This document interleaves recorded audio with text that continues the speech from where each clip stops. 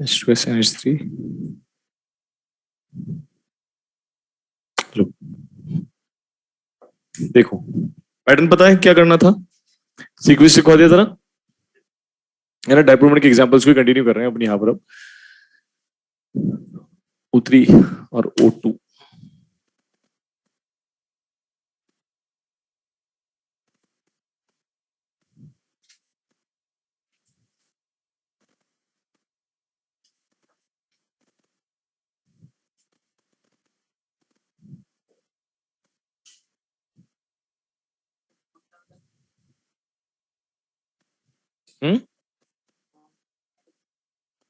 क्या चीज? बाउंड्री याद करनी क्या? तो बाउंड्री याद क्यों करना है? बाउंड्री निकाला जाता है। क्यों नहीं आ रहा स्ट्रक्चर बनाना? स्ट्रक्चर बनाना सिखाया ना आपको। जितने नेगेटिव उतने वो नेगेटिव लगाओ, बाकी ऑक्सीजन को डबल बॉन्ड से जोड़ो।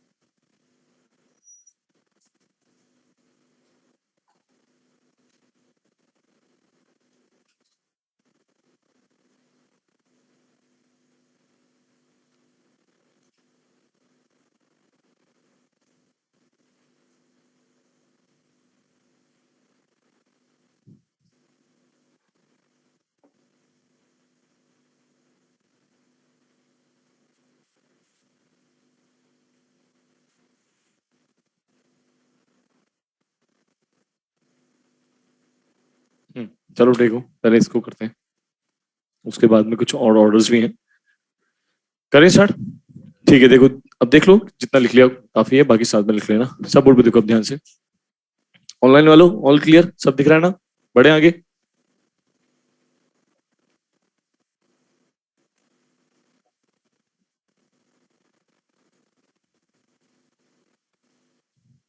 ठीक है, चलो ठीक है, ओके।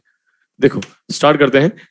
आपको सिर्फ ये पता करना है पोलर कौन सा, नॉन पोलर कौन सा। अगर एक से ज्यादा है तो फिर ऑर्डर देखना है ना, किसका ज्यादा है किसका कम है, किसका जीरो है वगैरह देखना है। O3 मॉलिक्यूल को हम जानते हैं, O3 मॉलिक्यूल के अंदर बेंड शेप होता है, याद है आपको? बेंड शेप, और साथ में सिंगल लोन पे कंटिन्यू मॉलिक्यूल भी, और सिंगल लोन पे कंटिन्यू मॉलिक्यूल जो होगा वो हमेशा पोलर होगा, म्यू नॉन जीरो होगा। मॉलिक्यूल कैसा होगा? ये पोलर होगा। इस वाले का तो अपन चेक करने की जरूरत ही नहीं है, क्यों? क्योंकि यहाँ तो अगर आप डेल्टा ई देखोगे तो वो जीरो है, मॉलिक्यूल कैसा है? जीरो रखता है म्यू। मॉलिक्यूल कैसा है? नॉन पोलर के पोलर, नॉन पोलर, खत्म, कुछ भी चेक करने की जरूरत नहीं है। दो एटम वाले मॉलिक्यूल में ऑलवेज डेल्टा ई। आ जाओ इसमें, यहाँ पे मैं कहता हूँ बेंजीन का, नेफ्थलीन का और डाइफिनाइल का, ये सबका म्यू जो होता है वो जीरो होता है, इन सबका म्यू जीरो है। ये बेंजीन है, ये नेफ्थलीन है और ये डाइफिनाइल है। इनका म्यू जीरो क्यों है? क्योंकि सारे बॉन्ड किससे मिलकर बने हुए हैं? कार्बन से। और कार्बन सारा कौन सा है? sp2 हाइब्रिडाइज से, जिसकी ईएन बिल्कुल सेम है। तो अगर सेम इन एलिमेंट से बने हुए हैं तो डेल्टा इन क्या होगा? Delta in zero, Q zero, Q zero, mu zero. मतलब कहीं ना कि ओवरऑल सारे के सारे मॉलिक्यूल्स कैसे हैं? Non polar. कैसे हैं ये? नॉन पोलर मॉलिक्यूल्स निकल करके आते हैं। ये रहे यहाँ पे। आ जाओ इस पे यहाँ पर। अब ये एक खास बात है, यहाँ से लेकर के 9 से लेकर के 12 तक के एग्जाम्पल्स में कुछ चीजें सीखने की वाली है। देखो आपको बेंजीन पे यहाँ पे 2 सी लगा के दे रखे हैं। क्या यहाँ पर मैं कह सकता हूँ इसका माइनस आई नेचर है? क्या इसका भी माइनस आई नेचर है ना? मतलब दोनों ग्रुप ऐसे लगे हुए हैं जो सेम इंडक्टिव इफेक्ट रखते हैं, माइनस आई, है ना। अब ये जो है कौन सी पोजीशन पे लगा हुआ है? Ortho Meta para. तो ये है ऑर्थो डाइक्लोरोबेंजीन। कौन सा? ये ऑर्थो डाइक्लोरोबेंजीन यहाँ पर है। ये वाला नेक्स्ट वाला कौन सा है? ये मेटा डाइक्लोरोबेंजीन है। और ये वाला कौन सा है? पैरा डाइक्लोरोबेंजीन है। बात समझ में आ रही है? ऑर्थो डाइक्लोरोबेंजीन पे 2 अगर सेम ग्रुप लगे हुए हैं और सेम इंडक्टिव इफेक्ट रखते हैं, 2 ग्रुप लगे हुए हैं जिनका नेचर सेम इंडक्टिव इफेक्ट वाला है, माइनस आई या प्लस आई, हो सकता है यहाँ पर माइनस आई वाले हो या प्लस आई वाले हो, कोई फर्क नहीं पड़ता है ना। मैंने कौन से लिए हैं? माइनस आई वाले लिए हैं। अब देखो यहाँ पर क्या होगा, मैं बोलता हूँ इसमें अगर आप देखो तो 2 सब्स्टिट्यूएंट्स जो लगे हुए हैं इनके बीच में एक ही चीज चेंज हो रही है, वो है थीटा। देखो यहाँ पर बताओ, अगर मैं बोलता हूँ लेट्स सपोज यहाँ सीएल की बात करते हैं, बताओ सीएल इलेक्ट्रॉन विड्रॉइंग है या इलेक्ट्रॉन डोनेटिंग है? विड्रॉइंग। विड्रॉइंग तो खींचेगा तो इसमें चार्ज क्या आएगा? नेगेटिव। और इस पर क्या आएगा? कार्बन पे पॉजिटिव। तो डायपोल वेक्टर जाएगा इधर, जाएगा ऐसे, इसका डायपोल जाएगा इधर, ऐसे इसका डायपोल जाएगा इधर, इसका डायपोल जाएगा इधर, इसका डायपोल जाएगा इधर, इसका डायपोल जाएगा इधर। बोलो सही है? कार्बन से सीएल की तरफ, कार्बन से सीएल की तरफ, कार्बन से सीएल, कार्बन से सीएल की तरफ, क्योंकि जो इलेक्ट्रॉन खींचेगा उसमें नेगेटिव आएगा और इसमें पॉजिटिव आएगा। और डायपोल वेक्टर की डायरेक्शन कहां जाती है? पॉजिटिव से नेगेटिव जाती है। अब यहाँ वेक्टर को देखो, अब यहाँ पे यहाँ 2 वेक्टर है, कोई एक वेक्टर इस प्रकार का, एक वेक्टर इस सॉरी एक वेक्टर इस प्रकार का है और एक वेक्टर इस प्रकार का है। बताओ दोनों के बीच में एंगल कितना है? दोनों के बीच में एंगल कितना आ रहा है? थीटा कितना आ रहा है? 60 डिग्री आ रहा है, नहीं आ रहा है? आ रहा है। यहाँ देखो एक वेक्टर ऐसा है और एक वेक्टर ऐसा जा रहा है, दोनों के बीच में एंगल कितना आ रहा है? 120। और यहाँ एक वेक्टर ऐसा आ रहा है और एक वेक्टर ऐसा जा रहा है, दोनों के बीच में एंगल कितना? 180 डिग्री का। बताओ यहाँ से यहाँ आने पर थीटा के अलावा कुछ चेंज हो रहा है क्या? नहीं। और थीटा बढ़ रहा है कि कम हो रहा है? बढ़ रहा है। थीटा बढ़ रहा है तो म्यू क्या होगा? कम होगा। तो ऑर्डर क्या आएगा म्यू का? ऐसा। ऑर्डर क्या आएगा? ऐसे निकल करके आएगा। और इसका तो मैं कह भी सकता हूं कि इसका तो म्यू क्या है बेटा? जीरो। यहाँ पे क्या है? जीरो। मॉलिक्यूल ही कैसा है? Non polar. कैसा है? Non polar. क्यों? क्योंकि बेंजीन रिंग पे 2 सेम ग्रुप लगे हुए हैं। बेंजीन रिंग पे जो सेम ग्रुप लगे हुए हैं अपोजिट में कैंसिल हो गए, नेट म्यू क्या हो गया? जीरो। यहां से कंक्लूजन मत निकालना इस चीज का कि बेंजीन रिंग पे जब भी 2 सेम ग्रुप लगे रहेंगे तो हमेशा जीरो ही होगा। नहीं, एक एग्जांपल ऐसा भी है, 2 एग्जांपल ऐसे भी हैं जिसमें एक्सेप्शनल ट्रेंड चलता है, यहाँ पर जीरो नहीं होता है। लिखवाऊंगा उसको भी वहां पे, अभी हो नहीं पाया, वहां पे जगह इतनी नहीं थी, आगे बढ़ेंगे अभी। देखो यहाँ पर अब नेक्स्ट वाला देखो, यहाँ पे बेंजीन रिंग पे अब 2 ग्रुप लगे हुए हैं जिसमें एक का नेचर ऐसा है जो प्लस आई नेचर है, इस वाले का क्या नेचर है? प्लस आई। और इस वाले का कैसा है? माइनस आई। मतलब अपोजिट इंडक्टिव फील्ड या सेम अपोजिट इंडक्टिव फील्ड वाला रखे हुए हैं। ठीक है। अब मैं बोलता हूँ ये तो इलेक्ट्रॉन डोनेटिंग है, देगा तो इस पे चार्ज आएगा प्लस, इस पे आएगा माइनस, तो डायपोल वेक्टर की डायरेक्शन इधर जाएगी। और ये लेगा तो डायपोल वेक्टर की डायरेक्शन इधर जाएगी। बोलो सही है? तो ये प्लस से माइनस, यहाँ पर भी ऐसे जाएगा, डायपोल वेक्टर डायरेक्शन इधर, इधर डायपोल वेक्टर की डायरेक्शन इधर, यहाँ भी डायरेक्शन इधर और डायरेक्शन इधर। बोलो सही है? बताओ यहाँ पर देखो, अब यहाँ पे एक वेक्टर जा रहा है ऐसा और एक वेक्टर जा रहा है ऐसा, एंगल कितना? एंगल कितना? 120। यहाँ देखो एक वेक्टर जा रहा है ऐसा और एक वेक्टर जा रहा है ऐसा, एंगल कितना? 60 डिग्री। एक वेक्टर यहाँ पर जा रहा है ऐसा और एक वेक्टर जा रहा है ऐसा, एंगल कितना? थीटा इक्वल कितना? जीरो। क्या यहाँ से यहाँ आने पर थीटा कम हो रहा है या बढ़ रहा है? थीटा कम हो रहा है तो म्यू क्या होगा? बढ़ेगा। तो म्यू इसका ज्यादा आएगा, इसका कम आएगा, इसका और कम आएगा। कर लोगे? सभी को क्लियर? हाँ, आ जाओ इस पे। यहाँ पे बताओ, अब ये यहाँ पे डबल बॉन्ड पे 2 अपोजिट साइड पे ग्रुप लगे हुए तो कौन सी पोजीशन कहलाती है? ट्रांस। और ये क्या कहलाएगा? सिस आइसोमर कहलाएगा। सिस आइसोमर यहाँ पर अब मुझे बोला गया है सिस और ट्रांस आइसोमर में क्या होता है। जनरली क्या होता है कि सिस आइसोमर का डायपोल मोमेंट जो होता है वो ट्रांस की कंपैरिजन में ज्यादा आता है। ठीक है। जनरली सिस आइसोमर का डायपोल मोमेंट ट्रांस की कंपैरिजन में ज्यादा आता है। आप चेक कर लो, देखो यहाँ पर देखो, मैं बोलता हूँ इसका क्या होगा? लेस इन से मोरियन, लेस इन से Mauryan, cancel. Away from nucleus cancel. तो ये आपस में कैंसिल, ये आपस में कैंसिल, नेट में क्या हो गया? जीरो। मॉलिक्यूल क्या हो गया? Non polar. मॉलिक्यूल रखेगा नॉन पोलर नीचे, ये तो हो गया नॉन पोलर। इसकी बात करते हैं, ये इधर जाएगा, ये इधर जाएगा, इन दोनों का नेट कहां जाएगा? ऊपर। ऐसे ये इधर जाएगा, ये इधर जाएगा, इन दोनों का नेट कहां जाएगा? नीचे। कैंसिल होगा या नहीं होगा? नहीं होगा। मॉलिक्यूल कैसा रहेगा? पोलर की नॉन पोलर? पोलर। इसका मतलब ये ज्यादा है, इसका मतलब ये ज्यादा है, पोलर वाला ज्यादा रहेगा नॉन पोलर कंपैरिजन में। इतना क्लियर? हाँ, आ जाओ अब नेक्स्ट वाले पे आ जाओ। यहाँ पे इसमें देखो, उधर सिस वाला ज्यादा था, इसमें देखो यहाँ पर जो इंडक्टिव इफेक्ट रखने वाले ग्रुप लगे हुए हैं आपके सामने, मतलब ये जो है इसका नेचर है प्लस आई। क्या है ये? प्लस है। और ये वाला कैसा है? माइनस आई। ये प्लस आई, ये माइनस आई, यहाँ पे लगा हुआ है। प्लस आई वाला भी है और साथ में माइनस आई। क्या सेम ग्रुप लगे हुए हैं या अपोजिट इंडक्टिव इफेक्ट है? अपोजिट वाले लगे हुए। ये डोनेटिंग है और ये विड्रॉइंग है। बताओ डायपोल वेक्टर की डायरेक्शन किधर जाएगी? मैं बोलता हूँ इस वाले की जाएगी इधर, है ना। भाई देगा तो प्लस आएगा, इसमें माइनस आएगा। बोल सही है? इसकी जाएगी इधर, यहाँ बताओ, इसकी जाएगी इधर, उसकी जाएगी इधर। क्या यहाँ पे दोनों के बीच में एंगल देखो आप, यहाँ पे जीरो, और यहाँ दोनों के बीच में एंगल जीरो के नॉन जीरो, पर इससे ज्यादा कि कम? ज्यादा। अगर एंगल बढ़ेगा तो थीटा कम होगा, थीटा कम होगा, तो यहां से यहां आ जाने पर थीटा बढ़ रहा है तो म्यू कम होगा, थीटा जब बढ़ रहा है तो म्यू कम होगा। तो कहीं ना कहीं ओवरऑल एंगल बढ़ेगा तो म्यू कम होगा, तो इसका म्यू ज्यादा है और इसका म्यू ज्यादा। यहां किसका ज्यादा आया? ट्रांस का, और सिस का कम आया। तो दो अपोजिट इंडक्टिव इफेक्ट रखने वाले ग्रुप अगर लगे हुए हो तो ट्रांस डोमिनेटिंग होता है ओवर सिस, और दो सेम इंडक्टिव इफेक्ट रखने वाले ग्रुप लगे हुए हो तो सिस डोमिनेटिंग होता है over trans, according to mu. याद रखोगे म्यू के अकॉर्डिंग अगर दिखा जाए तो। आ जाओ इसमें, यहाँ पे नेक्स्ट वाला देखो एग्जांपल, H2O2 और H2O की अगर बात करें, यहाँ पे इसकी बात करते हैं, काफी इंपॉर्टेंट एग्जांपल है। H2O2 का स्ट्रक्चर होता है ऐसा, ओपन बुक लाइक स्ट्रक्चर।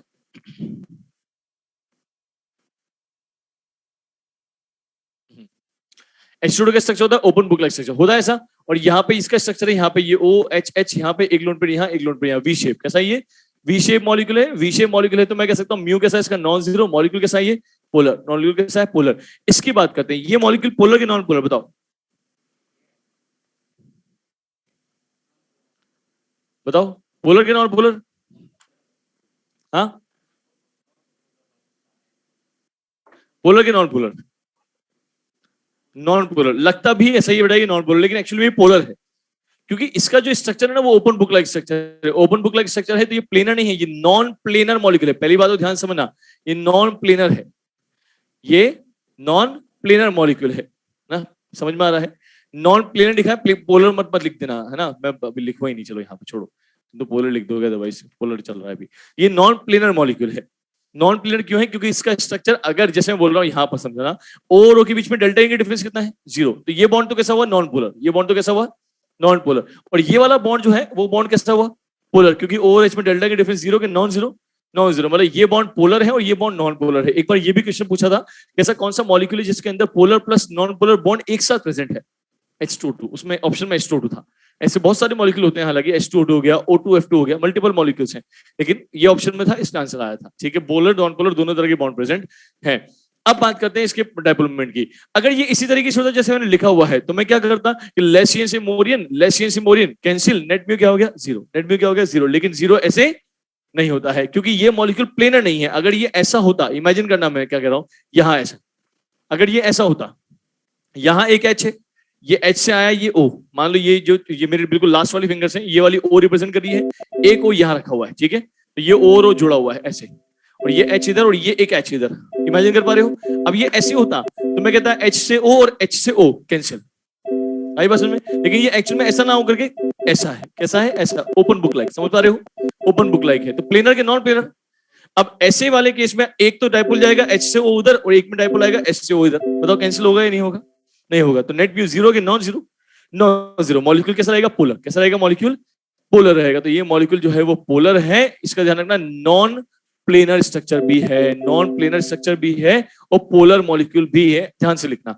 अब बात करते हैं, ये भी पूछा जाता है कि ये मोर पोलर है या लेस पोलर है, तो ये मैं कहता हूं बेटा मोर पोलर है वाटर मॉलिक्यूल से, और ये थोड़ा सा लेस पोलर है, लेस पोलर है than H2O2, less polar than H2O2। क्यों ऐसा क्यों हो रहा है? यहां पर देखो बेटा ऑक्सीजन कितने हैं, यहां ऑक्सीजन कितना है, यहां ऑक्सीजन एक ही, तो लोन पेयर कितने हुए? दो। यहां लोन पेयर कितने होंगे? चार। क्या दो लोन पेयर एक्स्ट्रा है? एक्स्ट्रा है, तो उनका डायपोल ऐड होगा नहीं होगा? होगा। और अगर डायपोल ऐड होगा तो उसका म्यू ज्यादा आएगा, इसलिए वाटर मॉलिक्यूल से H2O2 का म्यू भी ज्यादा आता है। साथ में अगर देखा जाए तो उसके अंदर पोलैरिटी भी है, जो कि लगता नॉन पोलर है लेकिन होता पोलर है। आई बात समझ में? ये अच्छा एग्जांपल था। एक नेक्स्ट एग्जांपल एक और यहाँ लिखा हुआ था 14 नंबर का, that is PH3 and PF3। बताओ ये तो इजी है, आप बता दोगे? बताओ पी पे लोन पेयर है कि नहीं है? है। लोन पेयर कहां जाएगा? ऊपर। और बॉन्ड पेयर का भी कहां जाएगा? ऊपर, क्योंकि H की एन पी के बराबर है। बताओ सही करा क्या? नहीं, क्यों? क्योंकि पी और H की एन बराबर है, तो बॉन्ड पेयर का डायपोल वेक्टर जाएगा या नहीं जाएगा? नहीं जाएगा। आ जाओ यहाँ पे, यहाँ कहां जाएगा? लोन पेयर का ऊपर, और बॉन्ड पेयर का कहां जाएगा? ऊपर या नीचे? नीचे। क्यों? क्योंकि F की एन ज्यादा है। बताओ यहाँ पे लोन पेयर का, इसको हटा दो, चलो लोन पेयर का ऊपर जा रहा है या लोन पेयर का ऊपर उसको कम कर रहा है बॉन्ड पेयर? बताओ नेट क्या होगा, किसका ज्यादा होगा, PH3 या PF3? PH3 का। अब क्या करो, पहले इसको उतार लो, उसके बाद फिर आगे बढ़ते हैं। क्या बताना? बताना।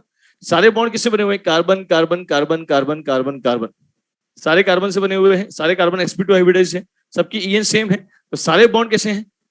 Non polar. तो मॉलिक्यूल कैसे पोलर होगा? लोन पे भी नहीं है वहां तो,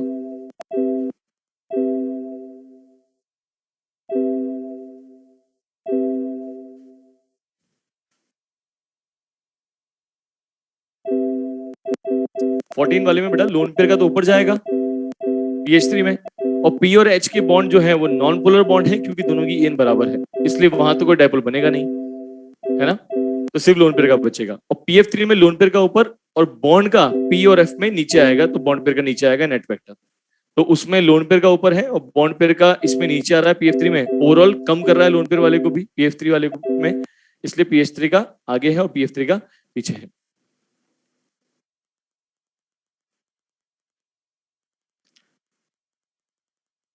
H2O2 प्लेनर स्ट्रक्चर नहीं है बेटा, नॉन प्लेनर स्ट्रक्चर होता, प्लेनर स्ट्रक्चर होता तो डाइपोल मोमेंट कैंसिल हो जाता है, H से O और H से O दोनों साइड से H से O डाइपोल आता, कैंसिल हो जाता, लेकिन वो प्लेनर नहीं है, नॉन प्लेनर है, खुली हुई किताब जैसा स्ट्रक्चर है, इसलिए डाइपोल्स कैंसिल नहीं होंगे। 13 नंबर में, और वाटर मॉलिक्यूल से ऑक्सीजन ज्यादा है H2O2 में, इसलिए 2 लोन पेयर एक्स्ट्रा होंगे, इसलिए उसका डाइपोल मोमेंट ज्यादा आएगा।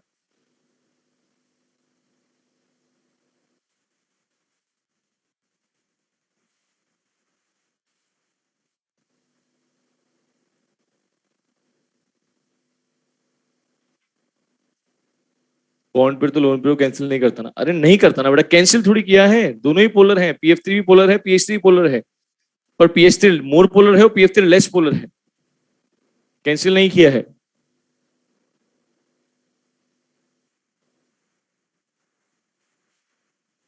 शशांक, हो गया क्लियर?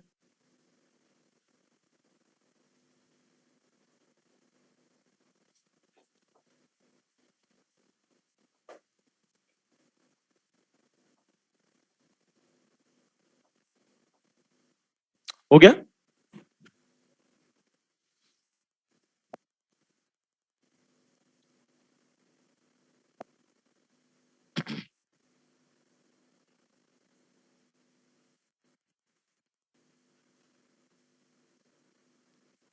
क्या हुआ?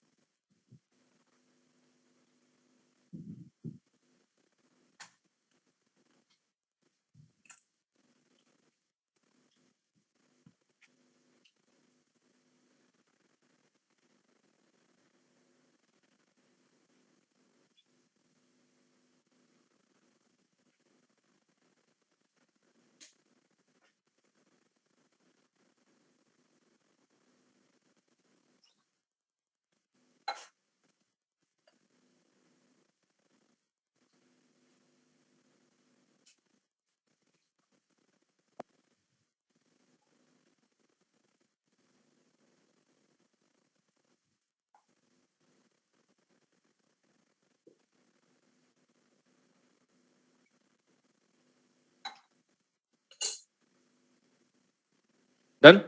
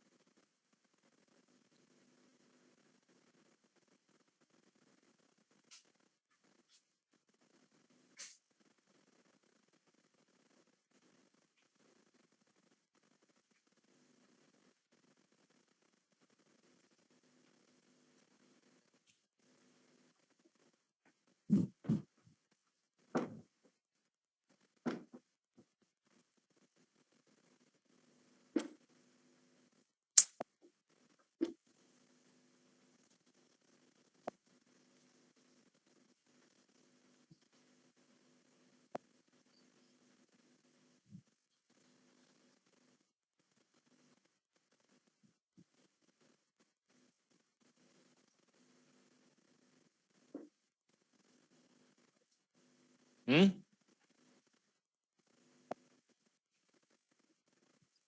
वो हटा दूं क्यों?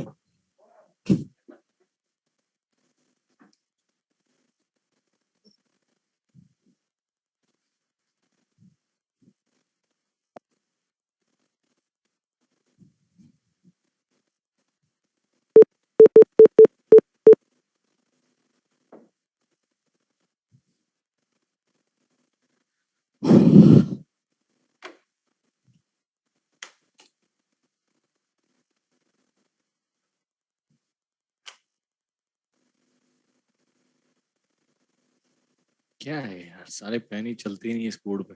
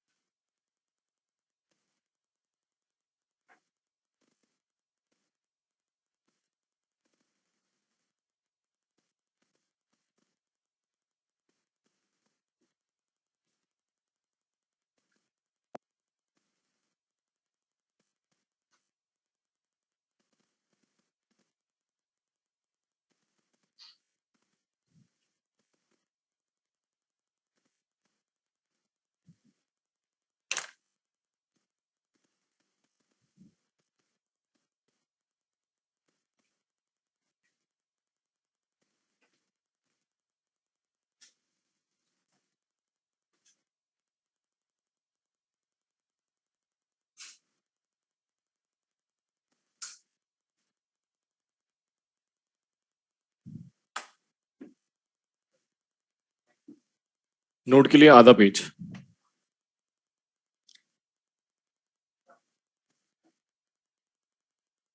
इसके बाद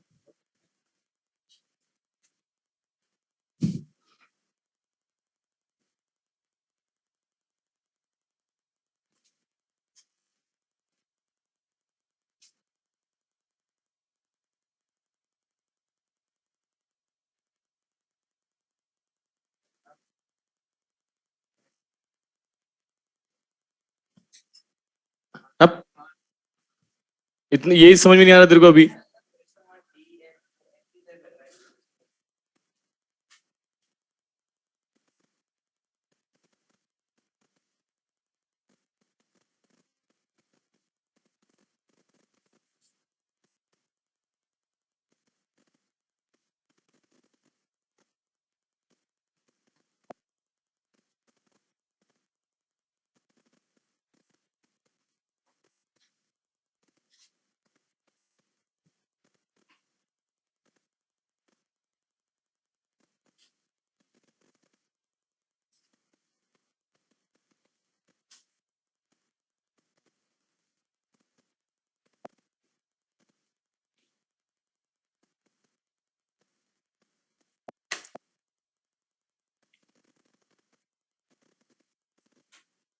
हो गया? अब तो हो गया।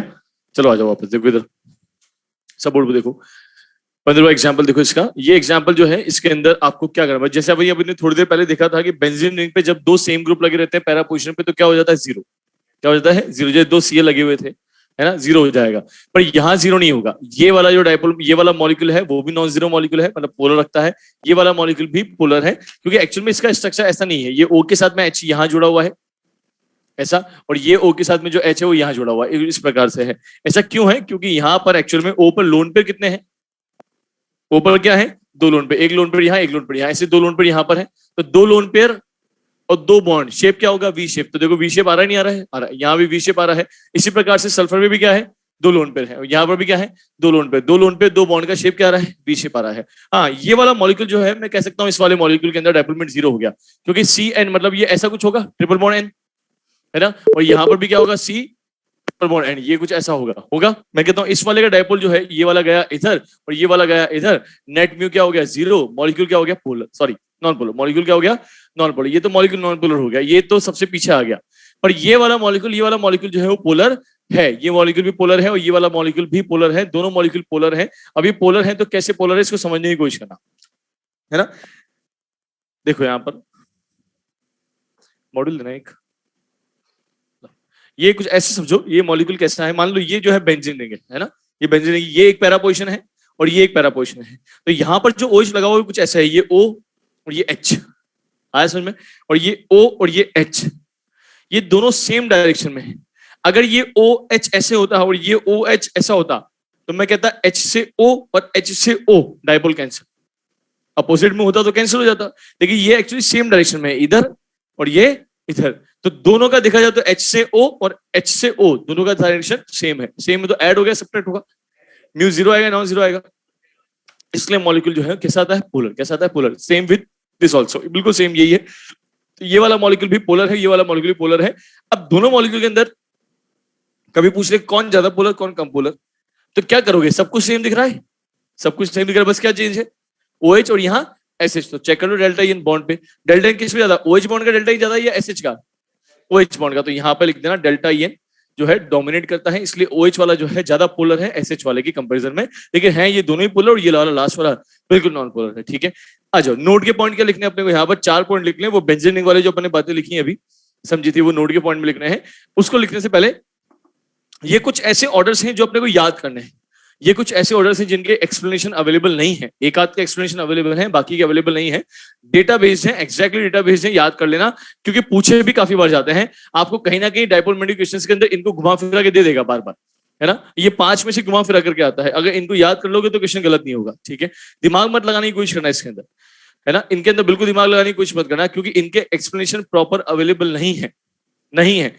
आपको कोई भी इंडियन ऑथर की बुक के अंदर, लोकल ऑथर की बुक के अंदर आपको इनके एक्सप्लेनेशन मिल जाएंगे, लेकिन मान के चलेगा वो एक्सप्लेनेशन अपने आप में मॉडिफाइड एक्सप्लेनेशन है, बनाए हुए एक्सप्लेनेशन है, वो एक्सप्लेनेशन प्रॉपर नहीं है। आपको उसको पढ़ के लगेगा बहुत बढ़िया कि देखो कितना बढ़िया समझाया है, ऐसे तो होगा, लेकिन वो बिल्कुल वैसा नहीं होगा। बस वो समझाया बहुत बढ़िया है उसमें, पर गलत समझाया है। कोई भी स्टैंडर्ड बुक देखोगे ना आप, तो उसके अंदर इसका साफ साफ लिखा रहता है कि कोई एक्सप्लेनेशन प्रॉपर अवेलेबल नहीं है।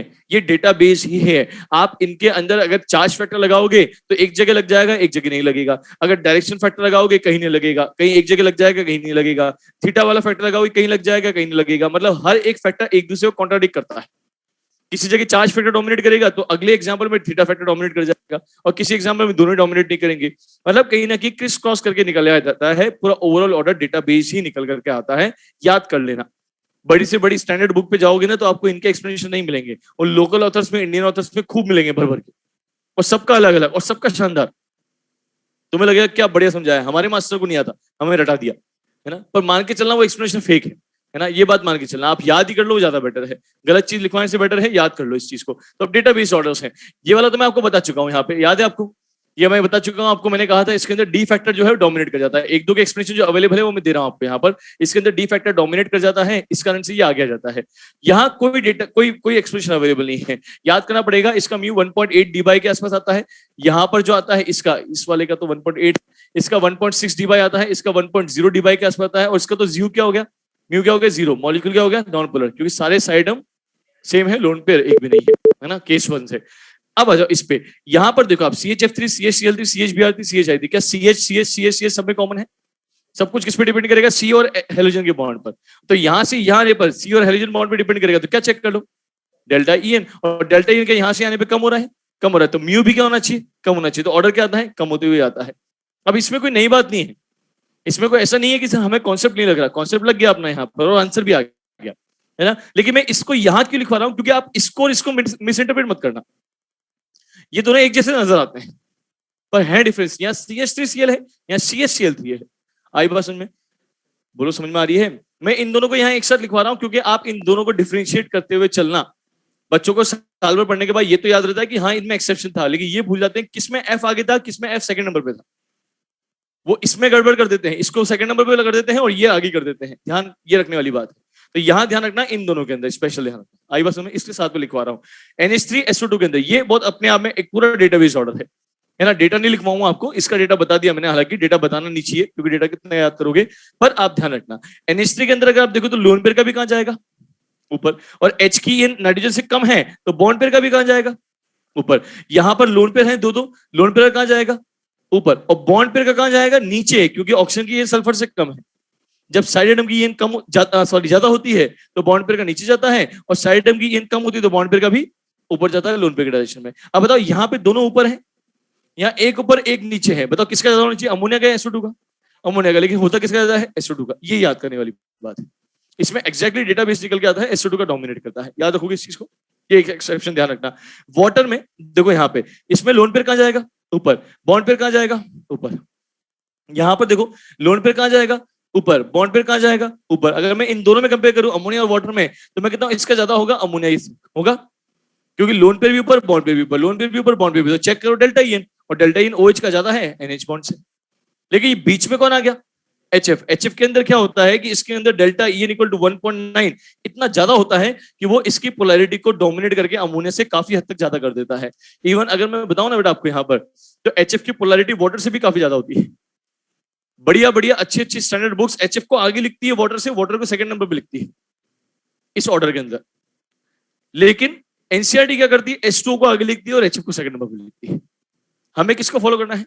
एनसीईआरटी को। इसके हिसाब से इसलिए मैं यहां लिखवा रहा हूं, अदरवाइज डेटा इसको सपोर्ट करता है, इसको सपोर्ट नहीं करता है। HF को डेल्टा ई एन इतना डोमिनेट करवाता है कि उसकी पोलैरिटी वाटर और अमोनिया दोनों से ज्यादा निकल के आती है। आई बात समझ में? पर एनसीईआरटी के अकॉर्डिंग ये सेकंड नंबर पे लिखा हुआ है, इसलिए उसको फॉलो करते हुए हम यहाँ पे सेकंड नंबर पे लिख रहे हैं, अदरवाइज उसको सपोर्ट करता है। ठीक है, ये कुछ खास बातें हैं। तो अब आप क्या करो, पहले ये उतारो, फिर नोट के पॉइंट लिखेंगे, फिर ये उतार लेना एक बार, या फिर आप ये पूरा उतार लो, एक काम करो, फिर आधा पेज छोड़ दो इसके बीच में। पहले पूरा उतार लो यहां तक, आधा पेज छोड़ दो, फिर नोट के पॉइंट मुझे बता देना, लिखवा देंगे।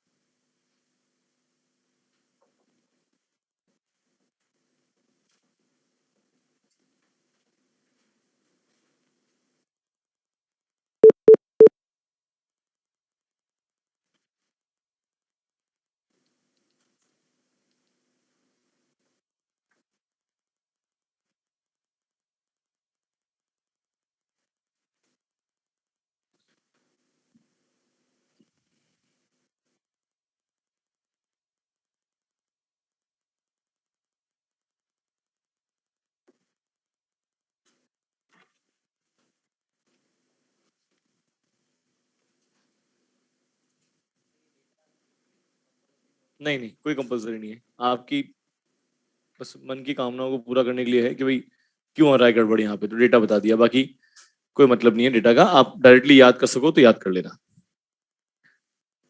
मॉड्यूल में दिया है नहीं दिया पता नहीं, दिया है, यही है क्या?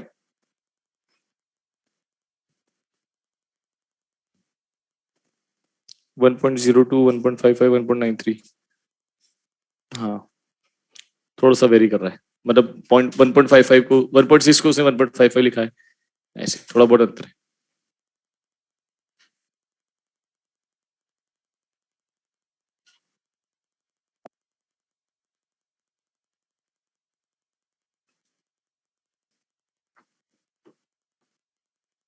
अंशिका, जब साइड एटम की ईएन कम होती है सेंट्रल एटम से, तो लोन पेयर और बॉन्ड पेयर दोनों का एक डायरेक्शन में जाता है।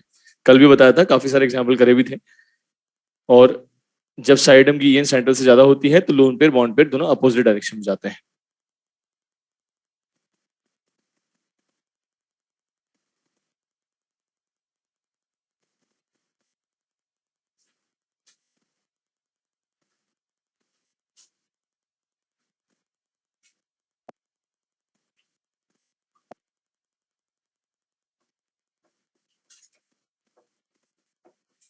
डन, सब क्या हो गया? नोट का first point, node first point,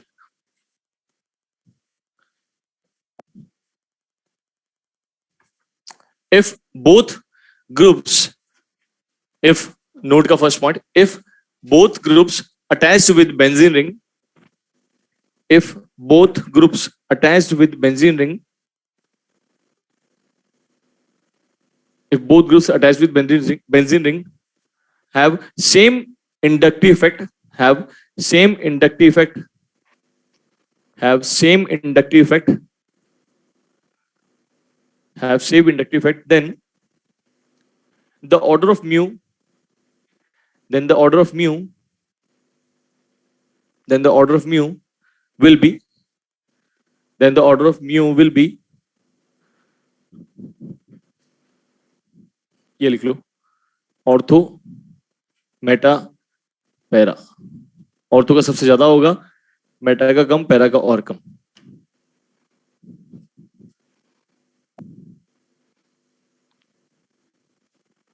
ortho, Meta, para लिखा। नेक्स्ट पॉइंट, नोट का second point, if both groups attached with benzene ring, if both groups attached with benzene ring, if both groups attached with benzene ring are of opposite inductive effect, are of opposite inductive effect, are of opposite inductive effect, then order of mu will be, then order of mu will be,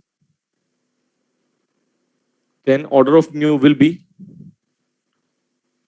इसी को change करके उल्टा कर देना, बस दोबारा लिखना तुम लोग, उसी में कर दो चेंज, पता पड़ा, आपने भी तो किया है sir. Order of mu will be ortho, Meta, para में पैरा मैक्सिमम कर देना और ऑर्थो मिनिमम कर देना।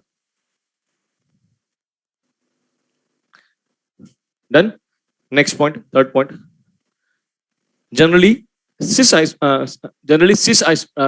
लिखो, generally mu of cis isomer, generally mu of cis isomer is, generally mu of cis isomer is greater than that of trans isomer, generally mu of cis isomer is greater than that of trans isomer,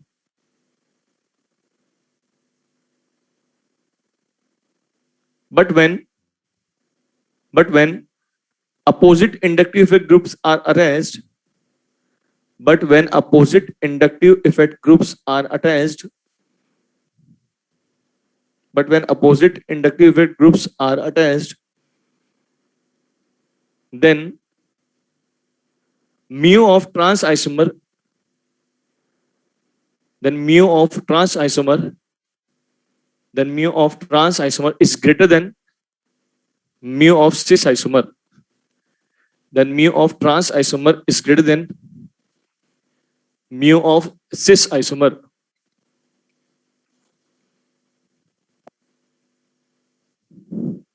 Then mu of trans isomer is greater than mu of cis isomer। ठीक है, अब आप इसको ना ऐसे लिख लो, ये mu order equal to cis greater than trans, cis ज्यादा होता है ट्रांस से, कब?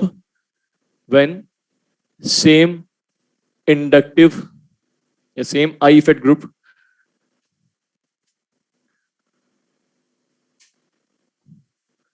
Are present. और यही म्यू ऑर्डर लिख देना उल्टा करके, जब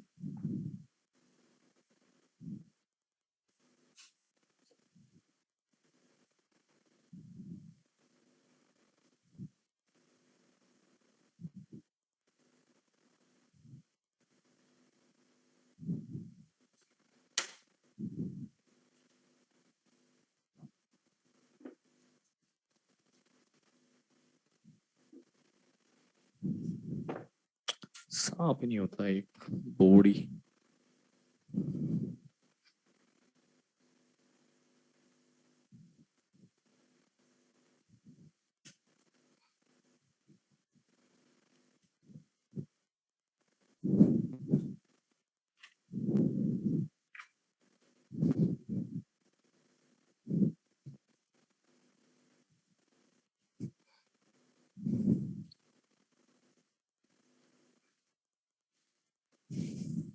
डन,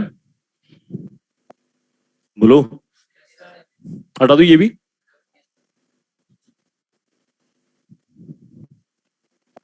हाँ, तीन ही पॉइंट है वो, तीन क्या मतलब, चौथा पॉइंट इसी में मर्ज कर दिया।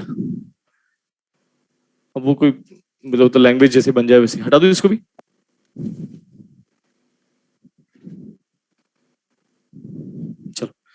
देखो एक लास्ट एप्लीकेशन देख लो इसकी डायपोलमेंट की, डायपोलमेंट खत्म हो जाएगा आपका। Calculation of percentage ionic character in a molecule. Calculation of percentage ionic character in a molecule.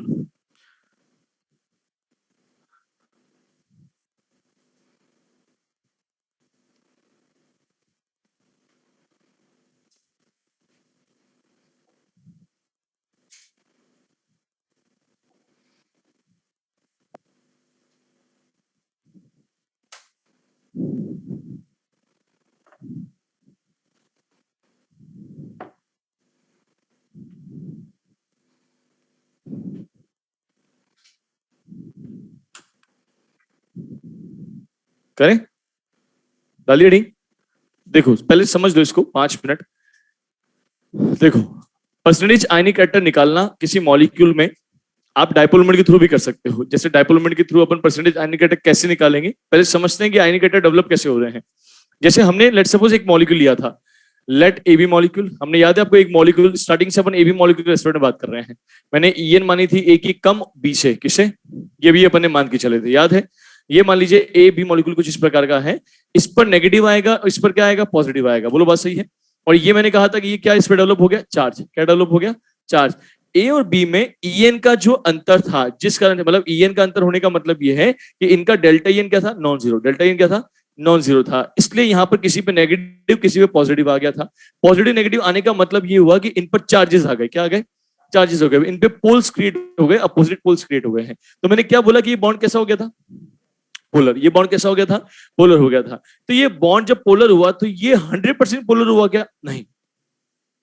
100% तो ये बॉन्ड पोलर तब कहलाता जब एग्जैक्टली ये मॉलिक्यूल जो है वो 100% आयनिक होता। क्योंकि अगर आप आयनिक कंपाउंड की बात करते हो तो आयनिक कंपाउंड में क्या होता है, इस पे पूरा प्लस होता है और इस पे पूरा माइनस होता है। ये पूरा क्या कहलाता है, कैटायन कहलाता है, और ये क्या कहलाता है, एनायन कहलाता है। बोलो बात समझ में आ रही है। और कैटायन आयन के बीच में एक फोर्स ऑफ अट्रैक्शन वर्क करता है, जिसको अपन क्या बोलते हैं, आयनिक बॉन्ड। क्या बोलते हैं, आयनिक बॉन्ड बोलते हैं। तो ये है आयनिक कंपाउंड रियल, जिसमें कंप्लीट पॉजिटिव कंप्लीट नेगेटिव है। तो मैं कह सकता हूं ये क्या है, 100% आयनिक। क्या है ये, 100% आयनिक। तो ये मैं एक अजम्पशन लेके चल रहा हूं कि लेट ए बी मॉलिक्यूल, अगर मैं बोलता हूं कि ए बी मॉलिक्यूल भी 100% आयनिक, अगर मैं 100% इसको आयनिक मान लूं ए बी मॉलिक्यूल को, एसी ए बी मॉलिक्यूल को, तो ये इस प्रकार से लिखा जाएगा, ए पे पूरा प्लस और बी पे पूरा नेगेटिव, है ना। इसने पूरा इलेक्ट्रॉन दे दिया उसको, ऐसे लिखा जाएगा, है ना।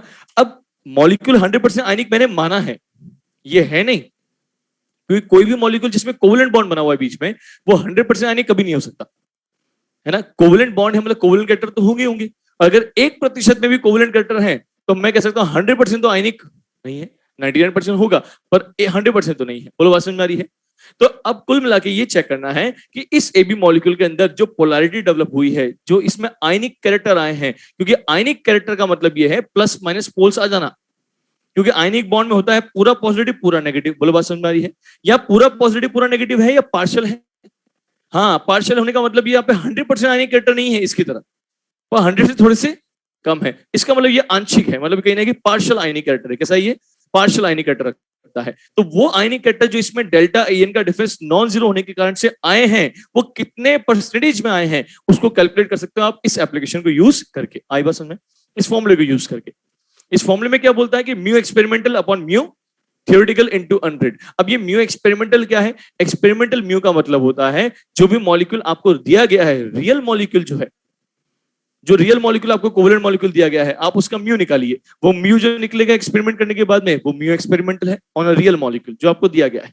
और उसी मॉलिक्यूल को अगर मैं 100% आयनिक मान लूं, उसी मॉलिक्यूल में 100% आयनिक अजम्पशन ले लूं, एक बार हाइपोथेटिकल बात कर रहा हूं, फिर आप उसका म्यू निकालिए।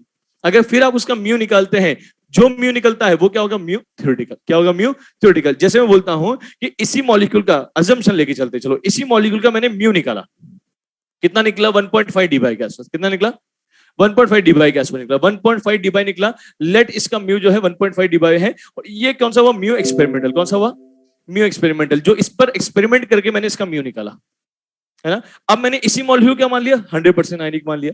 100% आयनिक मानने के बाद में मैंने जब इसका म्यू निकाला तो निकला 3.0 डी बाई। कितना निकला, 3.0 डी बाई निकला। तो यही मॉलिक्यूल जो रियल मॉलिक्यूल था उसका डायपोल कितना आया था, और जो इमेजिनरी मॉलिक्यूल उसका कितना आया, 3.0। तो इस इमेजिनरी के रेस्पेक्ट में ये कितना है? 50% है। मतलब कहीं ना कहीं इसके रेस्पेक्ट में ये कितना है? 50% आए नहीं के। बोलो बात समझ में आ रही है? 50। ये बिल्कुल वैसा है बेटा, जैसे बचपन में मार्क्स नहीं आते थे क्या? है? बचपन में मार्क्स आते थे, तुम्हारे नहीं हमारी बात कर रहा हूँ। जैसे मार्क्स आते हैं, स्कूल में पढ़ रहे हैं, मार्क्स आ रहे हैं। स्कूल में मार्क्स कितने में से आते थे? 100 में से। अब 100 में से मार्क्स आ रहे हैं मान लो 30, है ना? हंसो मत, 30 मार्क्स आ रहे हैं। अब 30 मार्क्स आ रहे हैं तो फेल ही हो गए एक तरह से। 33 तो जरूरी होते हैं, पर 30 मार्क्स आने का मतलब समझो कितने आ रहे हैं? 30%। कितना आ रहा है? हाँ, तो 30 इसके रेस्पेक्ट में कितना है? 30%। 30 इसके रेस्पेक्ट में कितना है? 30%। तो ये जो है ये तो काल्पनिक हो गए ना, ये तो हाइपोथेटिकल है। ये हमारे आए कहां?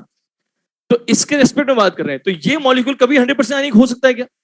नहीं हो सकता है। तो ये हो गया मतलब काल्पनिक वाली बात, हाइपोथेटिकल। तो ये कभी भी तीन डिवाइड नहीं रखेगा। लेकिन इसके रेस्पेक्ट में रियल में कितना आ रहा है? 1.5। मतलब इसके रेस्पेक्ट में कितना आ रहा है? 50%। इसके रेस्पेक्ट में कितना आ रहा है? 50%। आई बात समझ में? हाँ, ये बिल्कुल वैसा है। तो आपको क्या करेगा वो, आपको बताओ, आप मुझे बताओ, यहां पर जो चार्ज डेवलप हुआ है, ये प्लस माइनस, ये प्लस और पूरा माइनस है, इलेक्ट्रॉन का चार्ज है। ये इलेक्ट्रॉन के जाने से डेवलप हुआ, ये इलेक्ट्रॉन के आने से। तो मुझे बताओ चार्ज ऑफ इलेक्ट्रॉन क्या होता है? Charge of one electron in ईएसयू बताना, ईएसयू यूनिट के अंदर। किसी को भी नहीं पता? चलो मैं बताता हूँ। 4.8 इंटू 10 के पावर 10 ईएसयू, ये होता है charge of one electron in ईएसयू, है ना? ऐसे तो आप -1.6 वगैरह सब बोलते हो, है ना? वो अपन बात यहाँ पे ईएसयू यूनिट की बात कर रहे हैं, क्योंकि हमारे काम का ईएसयू है। खड़े हो जाओ, मुंह धो के आओ, जाओ। अरे जाओ जाओ जाओ, धो, कोई दिक्कत नहीं, इसमें कोई शर्म वाली बात नहीं है। जाओ धो आओ, अभी तो गिर जाता आगे वाले पे, इतनी नींद आ रही है। देखो, तो 4.8 इंटू 10 के पावर -10 ये ईएसयू यूनिट्स में चार्ज ऑफ वन इलेक्ट्रॉन है। अगर आपने इस वाले यूनिट मॉलिक्यूल को 100% आयनिक माना, तो पूरा +1 पूरा -1 आएगा, है ना? पूरा चार्ज डेवलप हुआ, है ना? क्यू पूरा है, क्यू पूरा है यहाँ पे, है ना? तो ये जो चार्ज यहाँ पर है वो क्या है? वो यही तो है, क्योंकि ये किसका चार्ज है? वन इलेक्ट्रॉन का। और यहाँ चार्ज कंप्लीट आएंगे, पार्शियल आ रहे हैं, तो यही तो चार्ज यहाँ डेवलप हो रहा है इसमें, और यहाँ पे माइनस में। तो मतलब क्यू तो फिक्स हो, क्यू तो फिक्स हो गया थियोरेटिकल म्यू के लिए। थियोरेटिकल म्यू के लिए क्यू तो फिक्स हो गया कि 4.8 इंटू 10 के पावर -10 रहने वाला है। अब मुझे अगर डी मिल जाए तो मैं क्यू इंटू डी करके क्या निकाल लूंगा? Mu theoretical. इसका लिए क्या निकलेगा? म्यू। अरे बोलो ना, ये म्यू क्या है? ये वाला थियोरेटिकल। थियोरेटिकल क्यों बोल रहा हूं इसको? क्योंकि ये तो कभी होना संभव है नहीं, है ना? तो म्यू कैसे निकलता है? Q into D. अब क्यू क्या आ रहा है इसमें? ये आ रहा है, फिक्स है तो, है ना? क्योंकि 100% आनिक मान लिया आपने। बस डी मिल जाए तो क्यू इंटू डी करके क्या निकाल लूंगा? Mu theoretical. और म्यू एक्सपेरिमेंटल अगर वो मुझे दे दे क्वेश्चन के अंदर, तो क्या बात है, फिर दोनों काम हो जाएगा। म्यू एक्सपेरिमेंटल आ गया, थियोरेटिकल आ गया, इंटू 100 करके परसेंटेज निकालूंगा। और क्वेश्चन भी ऐसे आएगा, उस क्वेश्चन में आपको म्यू एक्सपेरिमेंटल हमेशा देगा, और म्यू थियोरेटिकल निकालने के लिए क्यू और डी दोनों देगा। तो थियोरेटिकल म्यू निकालने के लिए क्यू इंटू डी कर दो पहले तो, और एक्सपेरिमेंटल म्यू उसने दिया हुआ है, बस डिवाइड करो, परसेंटेज निकालो। जैसे फॉर एग्जांपल लेट सपोज आपको उसने यहां पर एक क्वेश्चन दिया है, सुनना पहले क्वेश्चन देख लो। यहां पे उसने बोला है calculate percentage ionic character in a molecule. कोई मॉलिक्यूल है जिसके अंदर इफ म्यू एक्सपेरिमेंटल म्यू दिया उसने 1.2 डी बाय दे रखा है उसने, है ना? और उसने दिया है यहाँ पे क्यू थ्योरेटिकल दे रखा है उसने बेटा, यहाँ पे क्या 4.8 इंटू 10 के पावर -10 ईएसयू। ये फिक्स होगा हमेशा, नो चेंज, है ना? यहां पर अगर बात करें डी की, तो डी दिया है उसने यहाँ पे 1 एंगस्ट्रॉम, आपको दे रखा है उसने डिस्टेंस 1 एंगस्ट्रॉम यहाँ पे, ठीक है? अब आपको ये वैल्यूज दी हुई है, आपको कैलकुलेट करना है। करें स्टार्ट पहले, है ना? पहला काम ये ईएसयू में दिया है, तो हमारे को याद है कि 1 डी बाई इक्वल टू 10 के पावर -18 ईएसयू सेंटीमीटर होता है, याद है? लिखवाया था स्टार्टिंग में। तो आपको ईएसयू सेंटीमीटर में कन्वर्ट करना है सभी यूनिट्स को, ठीक है? ये तो उसने ईएसयू में दे ही रखा है। डी को भी किस में कन्वर्ट कर लो? सेंटीमीटर में। तो क्यू थ्योरेटिकल हमारे पास में है ना? डी को कन्वर्ट कर लो सेंटीमीटर में, तो डी हो गया 1 एंगस्ट्रॉम से 10 के पावर -8 सेंटीमीटर हो गया कन्वर्ट, है ना? क्यू हमारे पास है ही सही, तो क्यू हमारे पास है 4.8 इंटू 10 के पावर -10 ईएसयू। बोलो सही है ना? तो बताओ म्यू थ्योरेटिकल निकल जाएगा क्या? निकल जाएगा। क्या कर दो? Q into D. क्यू कितना है? 4.8 इंटू 10 के पावर -10, और ये कर दिया 10 के पावर -8 ईएसयू सेंटीमीटर। बोलो बात सही है? कितना आ गया? 4.8 इंटू 10 के पावर -18 ईएसयू सेंटीमीटर। बोलो ये समझ में आ गया आपको? ये क्या निकाल लिया आपने? Mu theoretical. क्या म्यू एक्सपेरिमेंटल गिवन है? गिवन है। म्यू एक्सपेरिमेंटल आपको गिवन है कितना? 1.2 डी बाय 1.2 डी बाय। क्या 1 डी बाय इक्वल टू 10 के पावर -18 सेंटीमीटर होता है? ईएसयू सेंटीमीटर होता है। तो 1.2 को ईएसयू सेंटीमीटर में कन्वर्ट कर सकते हो क्या? कर सकते हो। किससे मल्टीप्लाई करके? 10 के पावर 18 से मल्टीप्लाई करके। तो ये आपने निकाल लिया म्यू एक्सपेरिमेंटल। सिर्फ 1.2 का आपने 10 के पावर माइनस 18 से मल्टीप्लाई कर दिया और निकल गया बेटा क्या 1.2 इंटू 10 के power minus 18 ESU centimetre is what mu experimental. अब म्यू एक्सपेरिमेंटल है, म्यू थ्योरेटिकल है, डिवाइड करो इंटू करो 100 से, निकालो परसेंटेज, बताओ क्या आएगा। आप ऐसे बता सकते हो यहाँ पर कितना आएगा 25%। ये आ गया परसेंटेज आयनिक character mu experimental upon mu theoretical into 100।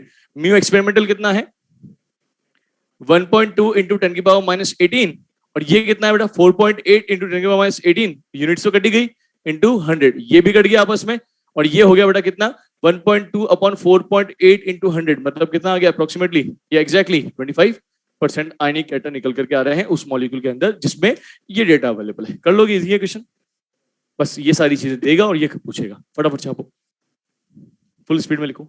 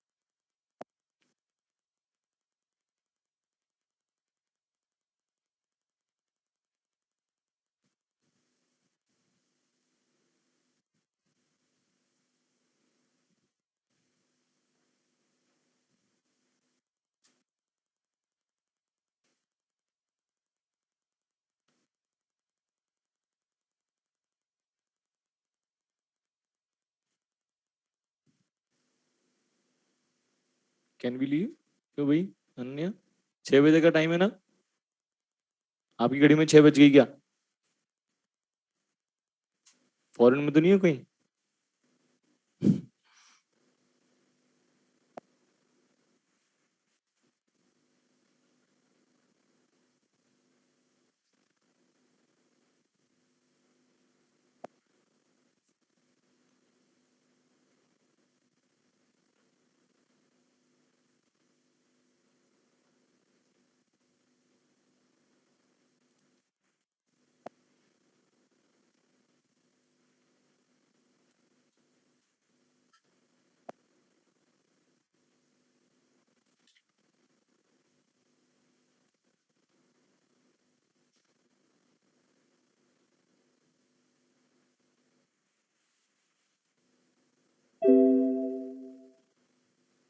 हो गया,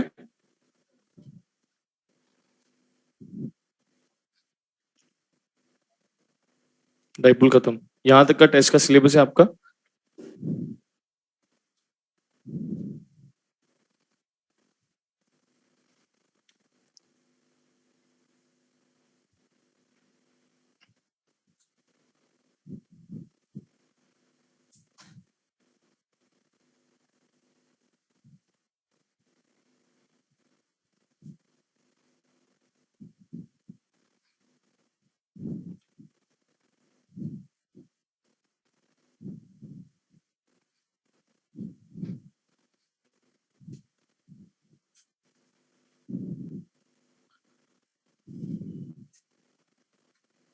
हटा दूं? पता नहीं क्या लिख रहे हो ऐसा, एक ही बार लिखते हो ना तुम लोग इसको।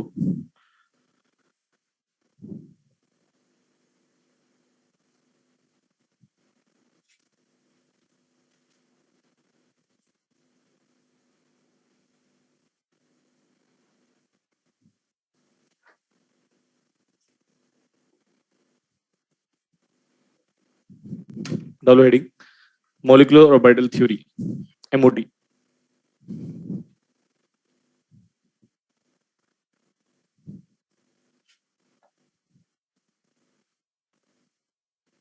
Molecular orbital theory. अब ये एमओटी जो है ना,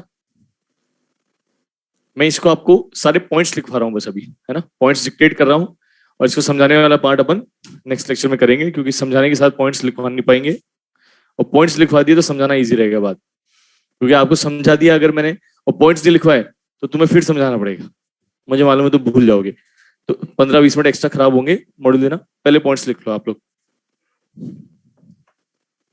करें स्टार्ट? हाँ लिखो। MOT was proposed by, MOT was proposed by, MOT was proposed by, MOT was proposed by Hunds, HUNDS, Hunds and Mulliken. MOT was proposed by Hunds and Mulliken, Mulliken, MULLIKEN, Hunds and Mulliken, to remove the drawbacks of VBT, to remove the drawbacks of VBT, to remove the drawbacks of VBT, VBT, valence bond theory. ठीक है, नीचे लिखो drawbacks of VBT, क्या क्या drawbacks रहे थे VBT के? Drawbacks of VBT, नहीं नहीं, अरे ड्रॉबैक्स ऑफ वीबीटी मतलब छोटी सी हेडिंग है, वीबीटी के ड्रॉबैक्स क्या क्या रहते हैं, उसमें फर्स्ट पॉइंट लिखो ड्रॉबैक्स ऑफ वीबीटी में क्या फर्स्ट ड्रॉबैक था उसका, लिखो VBT was unable to explain, VBT was unable to explain, VBT was unable to explain the paramagnetic nature of, VBT was unable to explain the paramagnetic nature of O2 molecule, VBT was unable to explain the paramagnetic nature of O2 molecule, VBT was unable to explain the paramagnetic nature of O2 molecule. Second drawback, existence of species like, existence of species like, existence of species like, existence of species like, सब board पे देखो, ये लिखते जाना साथ साथ, Li2, B2, C2, H2 positive, H2 negative, etc. Li2, B2, C2, H2 positive, H2 negative, etc.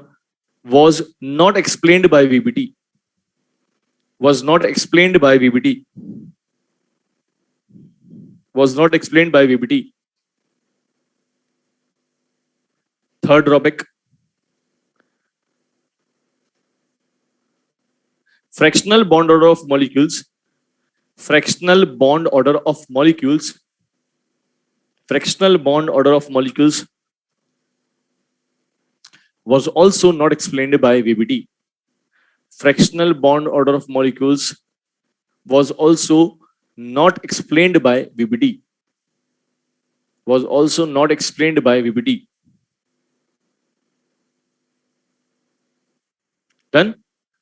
अब नीचे लिखो आप इंपॉर्टेंट पोस्टुलेट्स ऑफ एमओटी, छोटी सी हेडिंग है, important postulates of MOT, important postulates of MOT.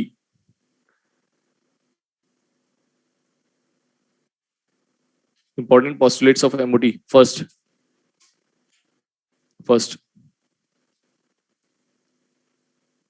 the atomic orbitals lose their identity, the atomic orbitals lose, LOSE, lose their identity during molecule formation, during molecule formation,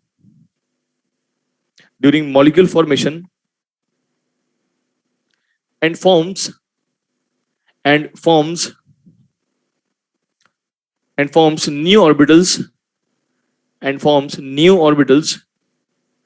known as molecular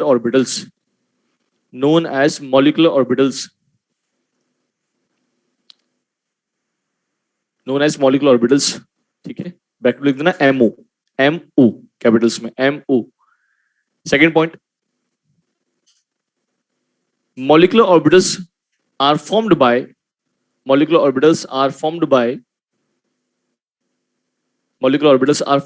overlapping of atomic orbitals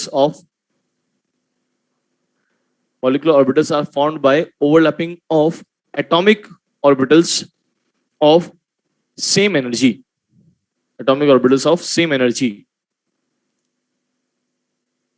Third point, number of molecular orbitals formed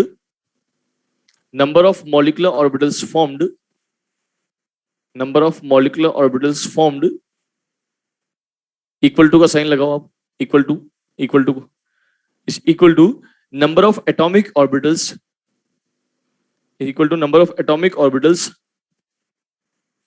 participated in overlapping.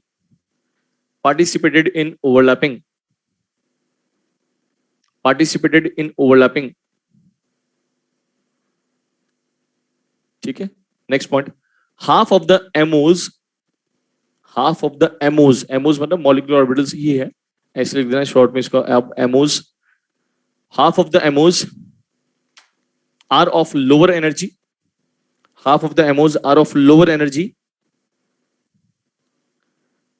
known as bonding molecular orbitals.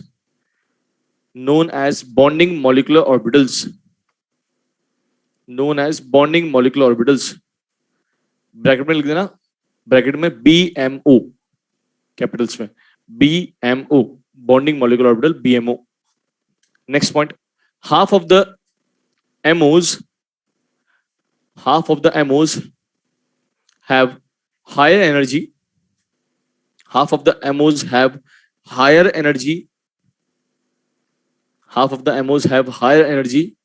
known as anti-bonding molecular orbitals.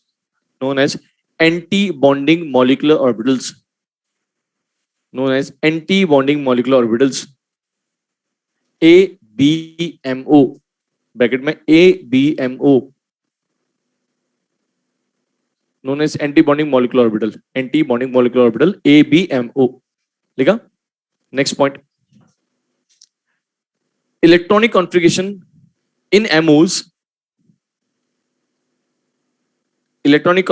in MOs is filled following the is filled by following three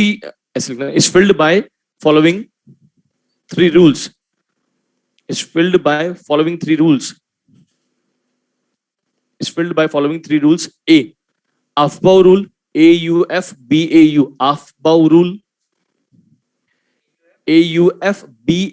Aufbau rule, Aufbau rule. Second, Hund's rule.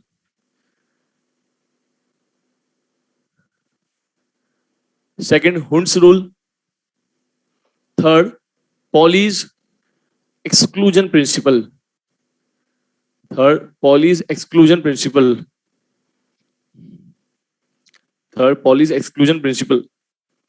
लिखा. Done. Next point, representation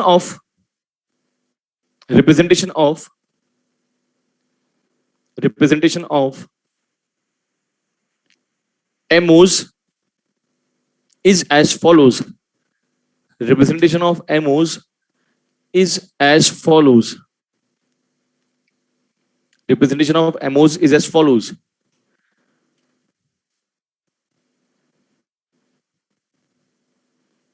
ये तो represent करते हैं BMO को, और ये represent करते हैं एबीएमओ को। जिस पे स्टार लगा हुआ है वो एबीएमओ, और जिस पे स्टार नहीं है वो बीएमओ।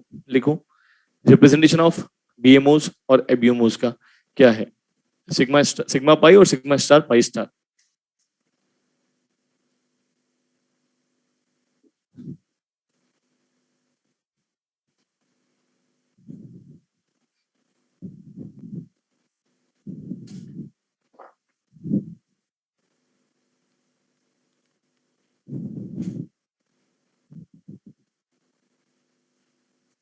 लिख लिया? हटा दो ना इसको। आप लिखो उसके नीचे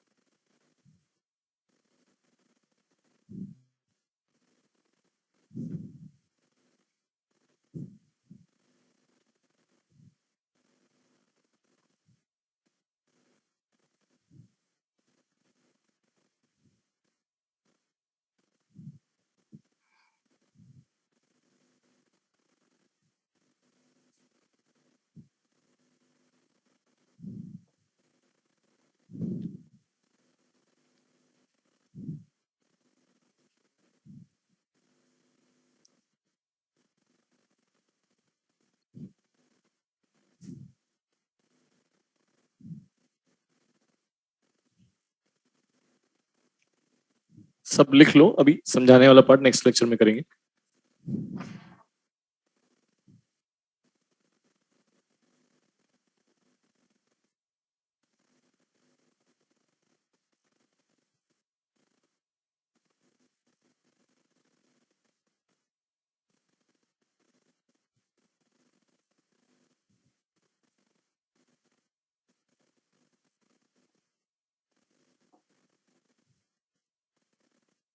लिखूंगा कैसे?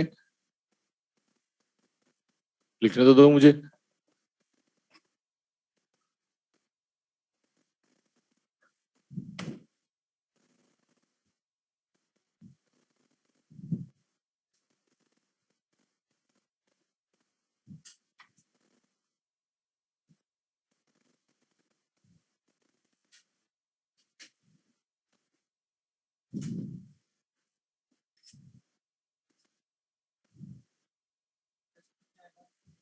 हम्म?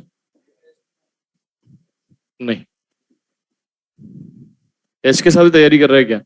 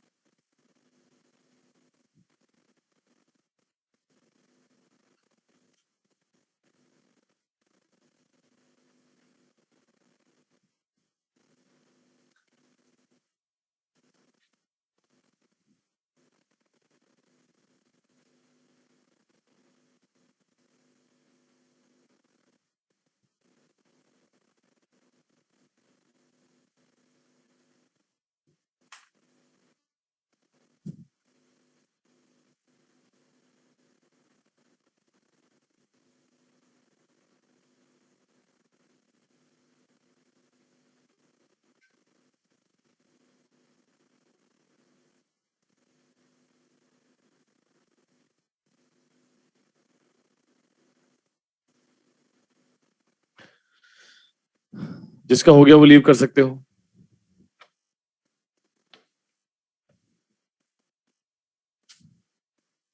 लिख लिया सभी ने, ऑनलाइन वालों?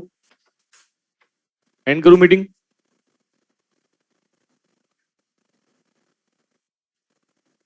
ठीक है, लिख लो फटाफट। ये लिख लो, समझाने वाला काम आगे नेक्स्ट लेक्चर में करेंगे।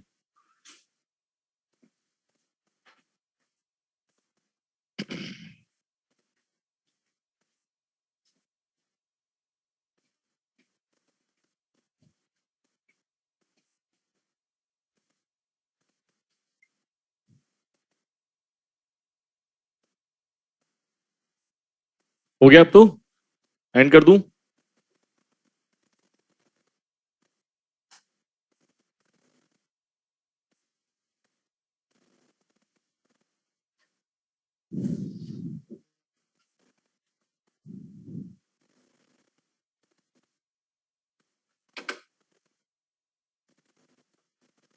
Last word, destruction.